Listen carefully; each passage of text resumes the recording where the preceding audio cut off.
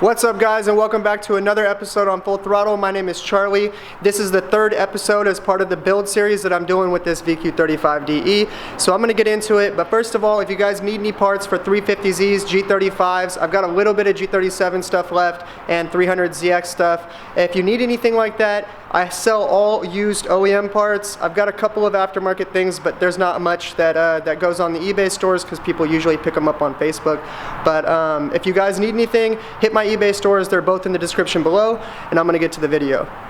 And if you guys haven't seen the first or second episodes of this build series, I'll leave the links to those in the description below as well. So I'm going to start with the oil pump and the oil pickup. So there's two 12 millimeters here on the bottom, and then these are 10s that hold on the oil pump, and then I'll get to the camshaft brackets. Now I'm removing the two 12s on the pickup and the three 10s on the oil pump, and moving on to the camshaft brackets on the other side. And you always want to make sure you mark these because you want to make sure they go back in the exact places where they go.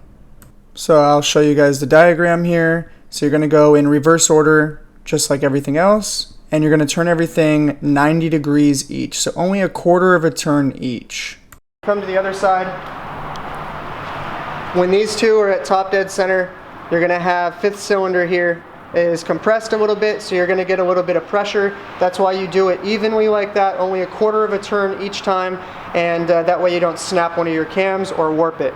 So now I'm going to use a little bit of isopropyl alcohol and wipe these cam brackets down. That way the Sharpie that I'm using actually adheres to these. And what I like to do is put an arrow towards the center of the engine so I know which direction I can put them back on. Then I'll put like I as an intake and then 1 for cylinder 1 and so forth from there. And I'll label them all like that. So right here I'm taking off the camshafts and trying to work it off. And you can see me tapping it slightly here. I probably shouldn't be using an actual hammer. Probably should be something like a plastic mallet. But sometimes they get pretty stuck on here. And you can set these aside. Just make sure you keep them in order. And this one comes off really easy. So after you remove this camshaft, you can just set it aside. And now I'm cleaning off all the lifters and getting everything ready to take off. And breaking loose the secondary timing chain tensioners. And I do the same thing with these, 90 degrees, and then these can be removed as well. And I'm going to move to the other side and start taking off these. And I'm going to speed it up since I've already shown you guys this. Now I'm removing Bank 2's camshafts and the brackets. And I'm also going to remove the secondary timing chain tensioner here and inspect all of the valve buckets.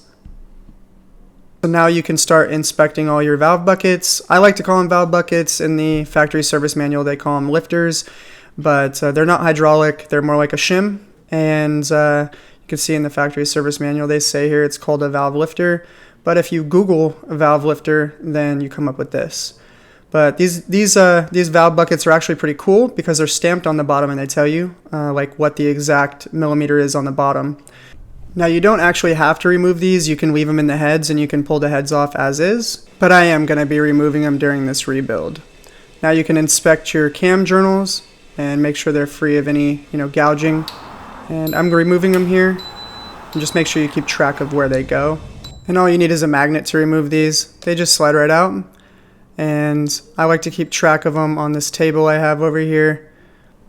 That way I can keep everything laid out in order, because I don't like to write on these, but it's just a personal preference. So now I'm removing the rest of the valve buckets and this small bracket on the side of the engine. And after I remove that, I start removing the intake manifold, just like this. And after I remove the intake manifold and the gaskets, set those aside. And I can worry about the knock sensor wire harness. Be careful with this wire harness, it's actually pretty fragile. And after you remove this harness, it gives you room to get to the 12 millimeter that holds the knock sensor in place. Remove the knock sensor. Once again, it's a 12 millimeter. Set that aside. And now I'm taking out the spark plugs. And I have a 16 millimeter with a magnet on the end. And now you can remove all the 8 head bolts, and this is the bank 1 right here. And this is a sequence here. So this is number 8, 7, 6, 5, 4, 3, 2, and 1. And after you remove those, this is the sequence for left bank, and then this is the one for right bank. So right would be bank 1, and left would be bank 2. And now I'm gonna struggle a little bit taking out these. I'll let you watch me struggle for a second. Yeah, these can be pretty stuck on here, especially after so many heat cycles. This is gonna be pretty tight to get off. I end up using a breaker bar. And this is a breaker bar right here, but I ended up putting a pipe on it to give me a little bit more leverage. Like you can see here. And you only want to turn these 90 degrees for the first break loose, and then you turn them 90 degrees again and until they're loose, and then you can pull them out with a gun. I've got a small gun here just to zip them out. And then what I like to do is actually really inspect these bolts. So sometimes that you pull these out and you can have like pieces of aluminum from the block on them. So I like to really inspect each one of them, and you'll see why right here. Because see right here on the tip of this one, you can see some of the aluminum from the block that's on the actual head bolt itself. So what I'll do is I'll leave these bolts up a little bit. You can see them on the side right here. And I take a picture with them just so I know which bolts I should, which bolt holes I should actually take a look at further and maybe run a tap through it a little bit. So after this, you can remove the heads and set these aside.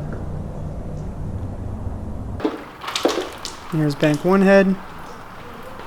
And then I'm going to remove the head gaskets and inspect them a little bit. These actually looked pretty good. I don't even actually think this engine was bad. It just was really high mileage, so I wanted to rebuild it, and I thought this Rev-Up platform would be a good platform.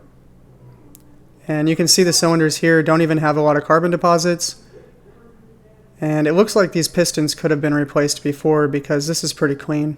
So today I removed both heads, the oil pump, the camshafts, the camshaft brackets, and this is what's left for the next video. Alright, so I got both of the heads off and everything looks pretty good. These pistons actually don't have too much carbon deposits on them. And I got the heads over here. And I'm going to inspect these a little bit more. This is my layout. And that's actually pretty much it for this video. If you guys like this video, hit that thumbs up button. If it helped you out at all, also hit that thumbs up button. And consider subscribing. This is only the third video, I think, in this series, so I'm going to have a lot more to come. I'm actually probably going to buy a full engine rebuild kit for this engine, so we'll see. I'm still figuring out exactly what I want to get, and if I want to get like a full rebuild kit or not. So if you want to see something special, put it in the comment section below. If you like this video, hit that thumbs up button, and I'll see you guys in the next one.